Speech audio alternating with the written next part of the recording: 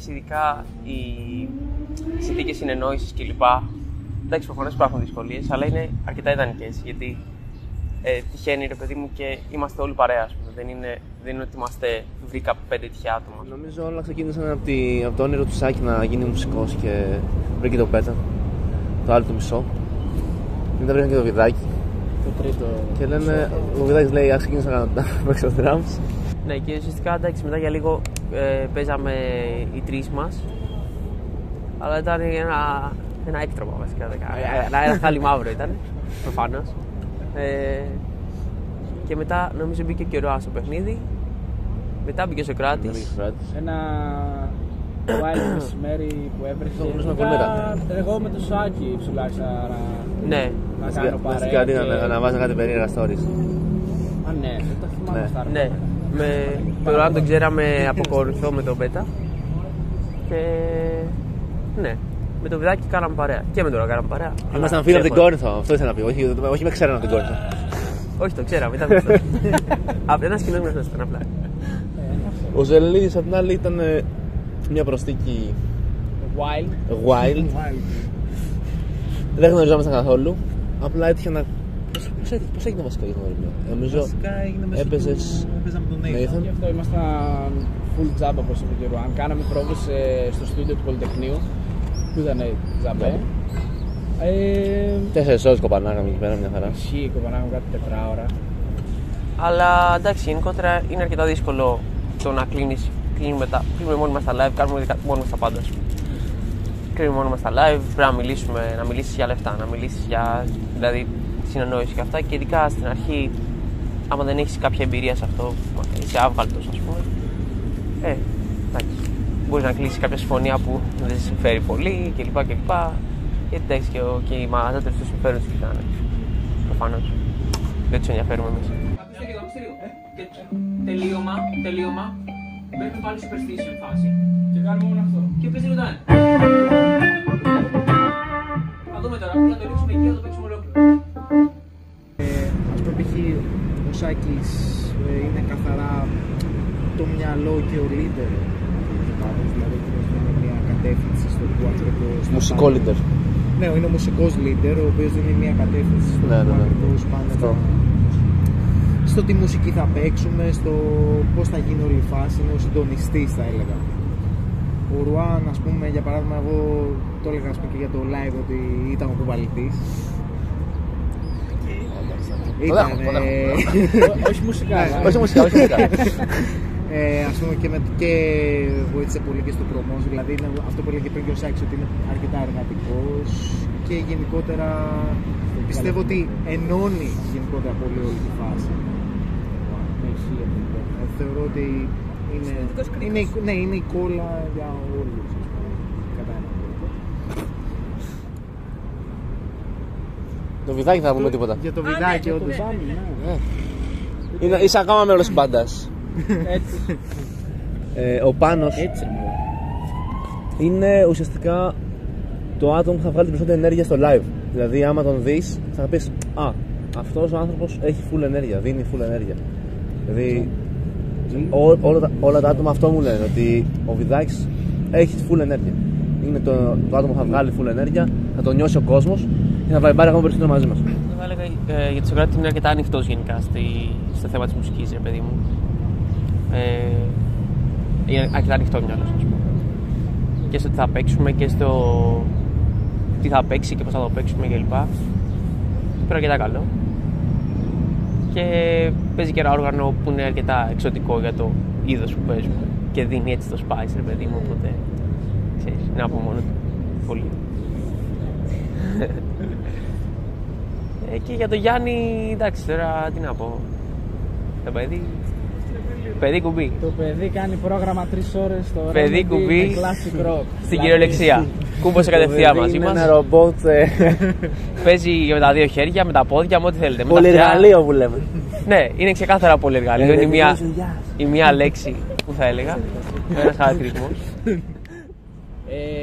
Έχω χάρη πάρα πολύ που έχω γνωρίσει τον Πέτα, γιατί είναι λίγο κλειστός νομίζω σαν άνθρωπος και όσο περνάει ο καιρός, νομίζω τον έχω δει, ας πούμε, κι εγώ από πιο κοντά, σαν να μου έχει ανοιχτεί και πραγματικά είναι φοβερό παιδί, φοβερός μουσικός νομίζω και είναι τέλειο που τα ξέρουμε εμείς αυτά και δεν τα ξέρει ο κόσμος. Πράγματα που σας πήγαν πίσω. Ναι. Ότι δεν είχαμε drummer, ο Πάνος είχε πάει Εράσμους, το είχε κλείσει από πέρσι και δεν ήθελε να το χάσουμε τώρα. Πήγε full πίσω την μπάντα. Δηλαδή πήγε ήμασταν... λίγο πίσω αρκετά τις ηχογραφήσεις π.χ. Ηχογραφήσεις και για το κομμάτι των lives. Γιατί άλλο να έχεις έναν drummer έτοιμο που να μπορεί να πάει να παίξει οπουδήποτε. Ανά πάσα στιγμή. Και τώρα αυτό έπρεπε να κάνουμε έξτρα πρόβες με τον Γιώργο. Εντάξει. Μέχρι να τον βρούμε κιόλας, μέχρι να βρούμε έναν drummer γενικότερα. Πολύ πράγμα.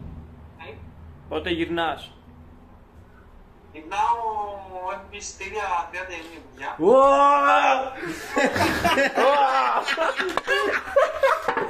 Κάτσε ρε γαμμένο. Ο κλόουν!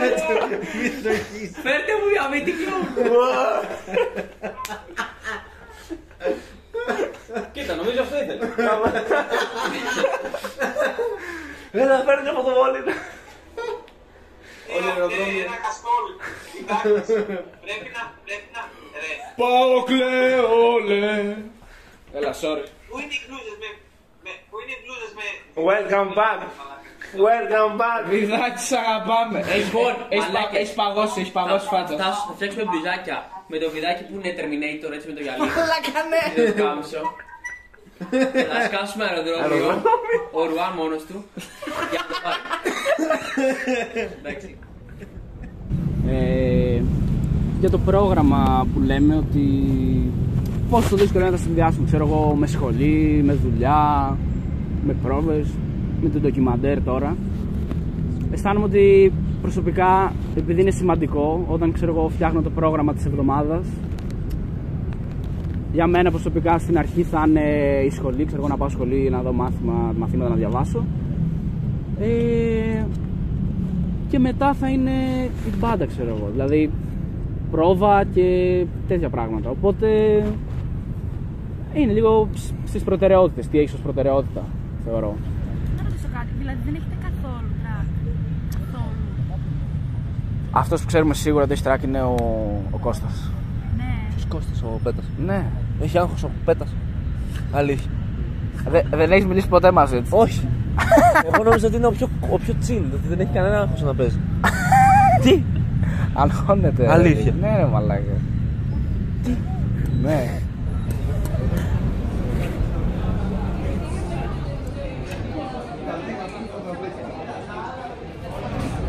Όχι, εντάξει, όχι. Φουλ.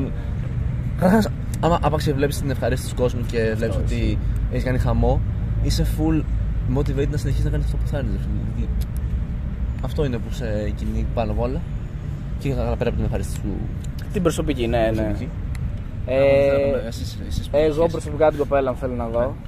2-3 πολύ καλούς μου φίλους συγκεκριμένους, οι οποίοι έρχονται, μας στηρίζουν και πέρα από ότι μας στηρίζουν, κατανοώ ότι έρχονται και επειδή γουστάρουν, γιατί έχει διαφορά. Τι γίνεται? Μια χαρά, εσύ? Καλά. Είσαι ο πρώην μπασίστας. Είμαι ο πρώην μπασίστας, ναι. Είχαμε στο τρίτο μαγαζί των εξαρχείων που παίζουν Less Talk. Είχαμε παίξει παρέα Bumps. Είχαμε παίξει παρέα Ήλιο. Τώρα παίζουμε αν παίζετε. Παίζω εγώ πνευματικά. Καλώς το Γιώργο. Ο φίλος αντικαταστάτης που θα παίξει τώρα.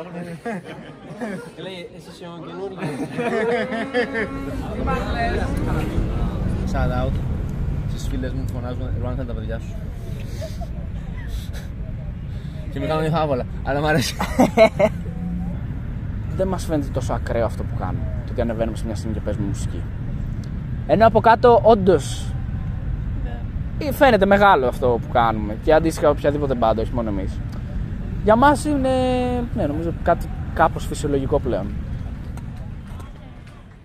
Είμαστε η Less Talk.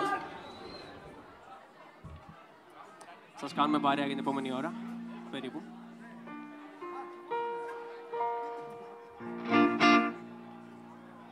Το επόμενο κομμάτι λέγεται «Εσύ» και θα είναι το επόμενο single που θα κυκλοφορήσει. Σε λίγο.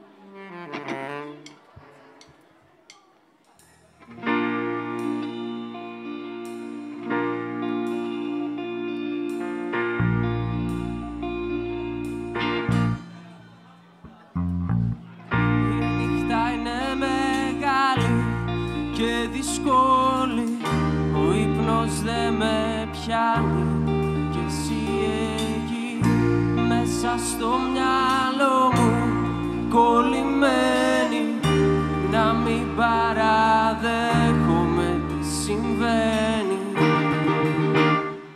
Το βράδυ είναι δύσκολο και πολύ λείπεις, την αγκαλιά σου είναι ένας άλλος πλανήτης, τη φωτός μακριά μου μα με φωτίζει, σου τελευταίο μη μ' αφήσεις.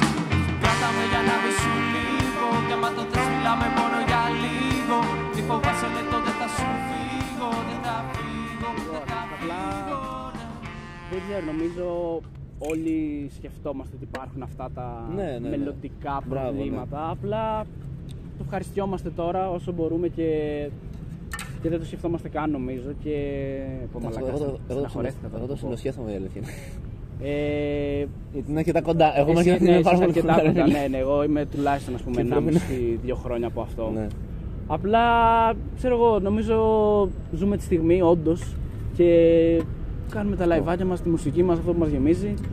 Και εντάξει, ό,τι έρθει θα το αντιμετωπίσουμε. Η μπάντα δεν είναι ένα διάλειμμα, είναι μια έξτρα σχολεία στο ίδιο χρόνο. Αλλά από τη στιγμή που σου αρέσει αυτό που θες και να πετύχει και πιστεύεις αυτό, θεωρώ ότι αξίζει φουλ και άμα θες να έχεις το καλλιτεχνικό κομμάτι της ζωής σου, είναι μια πάρα πολύ ωραία εμπειρία να την έχει κάποιος, ξέρω εγώ. Επειδή εγώ είμαι λίγο έτσι μελαγχολικός, θα ήθελα, ας πούμε, όταν... Όχι, ναι, ωραίο είναι αυτό. Όταν φτάσω 80 μου, ξέρω εγώ, να πω ρε φίλε, έκανα και αυτό, κάτι τέτοιο, δηλαδή. Είναι...